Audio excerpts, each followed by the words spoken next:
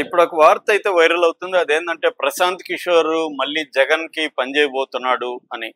ఎందుకంటే ఇది ఈ వార్త విన్నప్పుడు ఏమవుతుందంటే ప్రశాంత్ కిషోర్ ఎందుకు పనిచేస్తాడు? ఆల్రెడీ ఆయన జనస్వరాజ్ పార్టీ పెట్టుకొని బీహార్ ఎన్నికల్లో పార్టిసిపేట్ చేస్తున్నాడు. మొత్తం అక్కడ 243 సీట్లు ఉంటే 243లో ఆయన పార్టీ పోటీ చేస్తుంది. ఆల్రెడీ 51 మందితో లిస్ట్ కూడా రిలీజ్ చేశాడు. అంటే ఆయన ఒక పొలిటికల్ పార్టీ పెట్టుకున్నాడు కాబట్టి ఆయన ఇంకా వేరే దగ్గర పనిచేయడు కదా అనేది ఒక వాదన. కాకపోతే ఇప్పుడు ఎవరు కూడా డైరెక్ట్‌గా ఆయన వచ్చి పనిచేయాల్సిన అవసరం లేదు. ఆయనకి టీమ్స్ ఉంటాయి. ఆయన టీమ్ పనిచేస్తే ఆ టీమ్‌ని ఆయన గైడ్ చేస్తాడు. మా ఆయన మొన్న ఆహ్, టైమ్స్ నౌ దీంతో దీంట్లో ఒక ఇంటర్వ్యూ ఇచ్చాడు. ఆ ఇంటర్వ్యూలో రేవంత్ రెడ్డిని ఓడిస్తానని ప్రతిజ్ఞ చేశాడు ఆయన. ఎందుకంటే రేవంత్ రెడ్డి బీహార్ ప్రజలను అవమానించాడు. రేవంత్ రెడ్డి నేను ఓడిస్తాను. రాహుల్ గాంధీ కూడా కాపాడలేడు అనే ప్రతిజ్ఞ చాలా సీరియస్‌గా చేశాడు. ఎమోషనల్‌గా కూడా మాట్లాడాడు. అంటే ఆయన రేవంత్ రెడ్డిని ఓడించాలంటే ఏం చేయాలి? బీఆర్ఎస్ తరపునో, బీజేపీ తరపునో కదా ఉండాలి. ఒకరిని ఓడించాలంటే ఇంకొకరిని గెలిపించినట్టే కదా!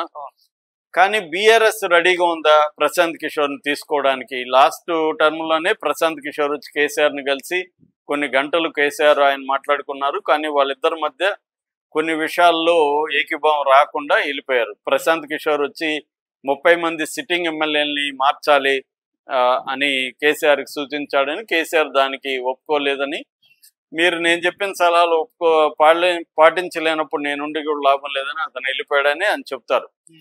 కానీ జగన్‌కి అట్లా కాదు. జగన్‌కి ప్రశాంత్ కిషోర్‌కి మధ్య సంబంధాలు గతంలో బాగున్నాయి. దాని తర్వాత చంద్రబాబు ప్రశాంత్ కిషోర్ సలహాలు తీసుకున్నాడు.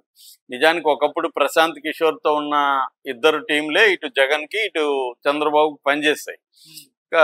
ఆ తర్వాత లాస్ట్ మినిట్‌లో ప్రశాంత్ కిషోర్ ఇచ్చిన సలహాల మేరకే కొన్ని వ్యూహాలను మార్చుకొని లాస్ట్ మినిట్‌లో ల్యాండ్ టైటిలింగ్ విషయాన్ని తీసుకొని జగన్ మీ ల్యాండ్స్ తీసేసుకుంటాడు మళ్ళీ జగన్ గాని అధికారంలోకి వస్తే అనేది బలంగా ప్రచారం చేయడం వెనక ప్రశాంత్ కిషోర్ సలహాలు ఉన్నాయనేది అంటారు.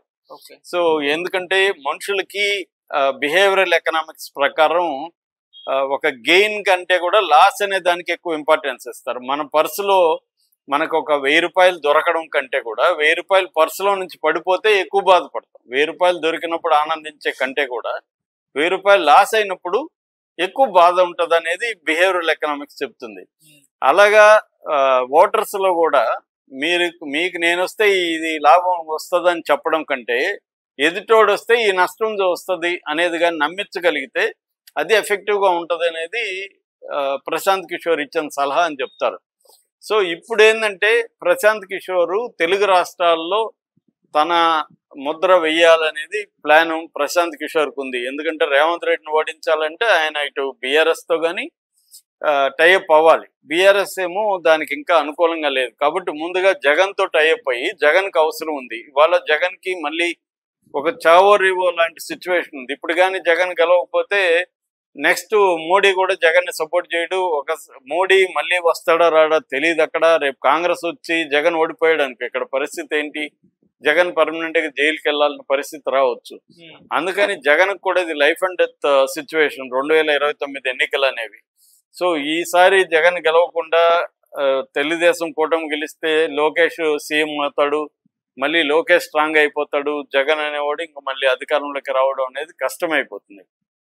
సో అందుకని జగన్ కూడా ఇప్పుడు మళ్ళీ ప్రశాంత్ కిషోర్ని కాంటాక్ట్ చేశాడని, ప్రశాంత్ కిషోర్ కూడా తెలుగు రాష్ట్రాల మీద దృష్టి పెట్టాలన్న ప్లాన్ ఉంది. అందుకనే రేవంత్ రెడ్డిని హెచ్చరించడం కూడా అదే.